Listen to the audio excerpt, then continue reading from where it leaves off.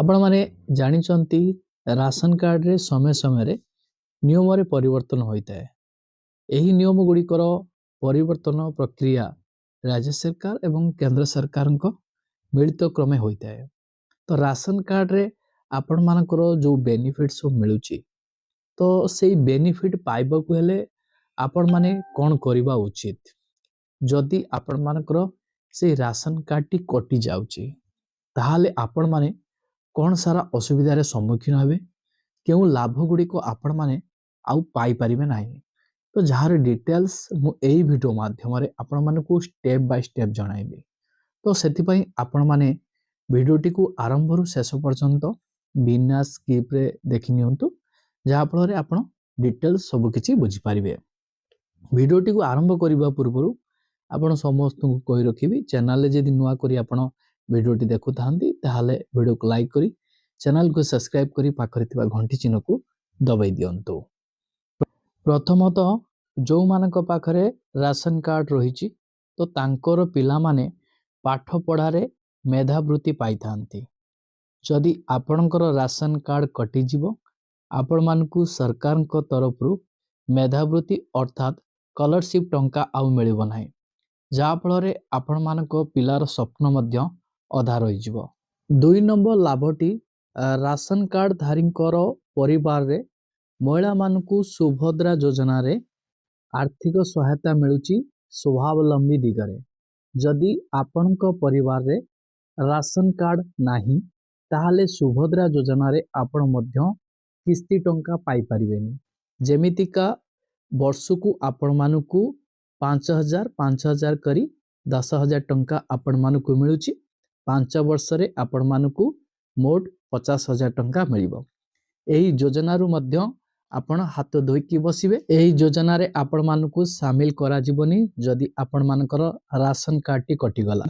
3 number लाभ आपण मानकू वर्षकू 10,000 टंका मिलिबो। से 10,000 टंका मध्य आपण पाइबेनी जदि आपण मानकर राशन कार्ड कटि जिवो।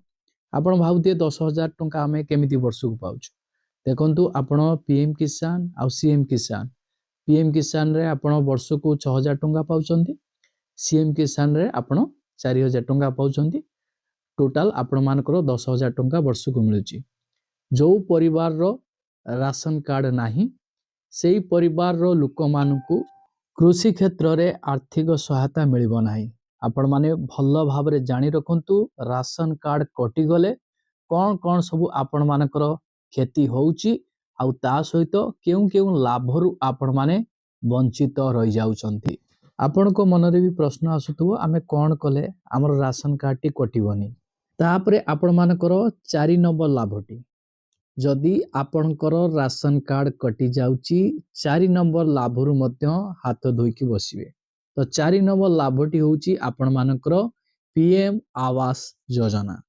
तो आपण ए पीएम आवास योजना रु 1,80,000 टंका मध्य पाइबेनी घर करिबा पाई। ग्रामांचल रे आपण मानकर 1,20,000 रु 1,80,000 टंका पर्यंत आर्थिक सहायता प्रदान करूचंती सरकार। आउ शहरी अंचल रे आपण मानकर 2 लाख रु 2,30,000 टंका पर्यंत आर्थिक सहायता मिलुची केंद्र सरकार का तरफ रु ए पीएम आवास योजना अधीन रे। जदि आपण मानकर राशन कार्ड टी कटि जिवो आपण मानकू आवास घर मध्य मिलिबनी। ए कथा आपण माने भल भाबरे जानंतु जे राशन कार्ड कटिले हमर बहुत सारा खेती हे जाउची। तो आपण माने गोटी गोटी करिकी मु आपण मानकू जणाउची कोन सब खेती हबा पाई जाउची। तापरे 5 नंबर लाभटी हैला आपण मानकर उज्ज्वला योजना रे आपण मानकू आउ शामिल करा जिवनी। उज्ज्वला योजना रे आपण माने शामिल हेले आपण मानकर गैस टी मात्र 600 टंका पड़िबो। सेथिरे आपण सब्सिडी 328 टंका पाइबे, जोड़ा कि आपण मानकर 895 टंका वर्तमान बालेश्वर डिस्ट्रिक्ट रे चलीची। अलगा कौन डिस्ट्रिक्ट रे केते टंका रहिची आपण माने कमेंट सेक्शन ले जणाइबे। तो सेथिरे आपण मानकू 328 टंका मिलुची।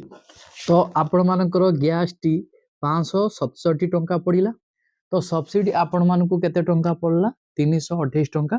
जदि आमे ता सहित 12 गुणी दबा ताहले आपण मानकू 3960 ଟଙ୍କା ପାଖାପାଖି ପଡ଼ିଲାଣି। ଯଦି ଆପଣମାନଙ୍କର ରାସନ କାର୍ଡଟି କଟି ଯାଉଛି ତାହେଲେ ଆପଣମାନେ ଗ୍ୟାସ୍ ସିଲିଣ୍ଡର ଉପରେ ଆଉ ସବସିଡି ପାଇପାରିବେ ନାହିଁ।